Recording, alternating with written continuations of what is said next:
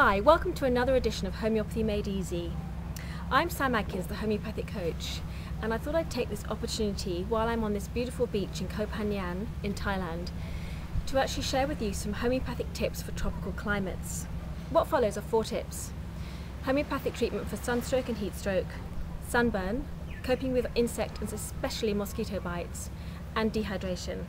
So here we go.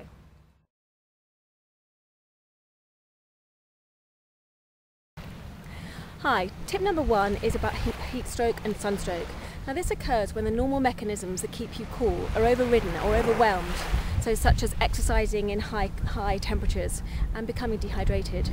The 2 main ways to make sure you don't get heat stroke or sunstroke are not to exercise vigorously when it's very hot, not to stress your body in that way, and to keep your hydration levels very high. Tip number 2 will cover dehydration, so do listen on. Now there are 2 remedies that we can use to help sunstroke and heat stroke. The first one is Glanoin. It'll be on screen now. Now Glanoin, there will be a pale face, a white tongue, there may be loss of consciousness and there may be vomiting. Do be aware that heat stroke and sunstroke can be very severe and hospitalisation may be necessary. The other remedy to use is Belladonna. Now Belladonna will have, like Glanoin, will have laboured breathing, but may have a tight constricted feeling in the chest as well. And there will be a throbbing headache most likely.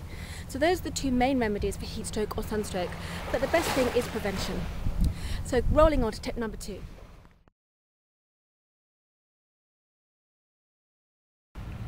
So tip number 2, coping with dehydration. Now we all know that in temperate climates you're recommended to drink 1.5 litres at least of water a day. So when you're in a tropical climate it's really important to increase that because of the high levels of humidity. And that doesn't just go for any tropical climate, but even climates such as New York City in the summer where the humidity is over 90%, you need to increase your water intake. Now one of the best things you can do to prevent dehydration and also to treat it is to drink fresh coconut water from a young coconut.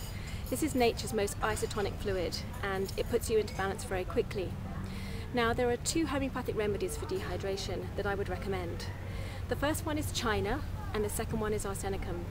Now I'd pick arsenicum if you're dehydrated due to a gastric illness with vomiting or diarrhea, and it helps you recover and rebalance fluids. It's actually good for treating the diarrhea in the first place. China is a similar remedy, but I'd use China when you're dehydrated not due to that specifically and you're just feeling very weak and prostrate, so maybe after some illness and you're sitting in this humid climate and not coping very well. So those are my 2 homeopathic remedies for dehydration.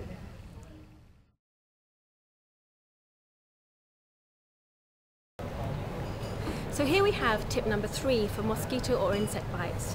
Now obviously it's very important you take adequate protection against being bitten in tropical areas due to the risk of malaria and other tropical diseases such as dengue fever.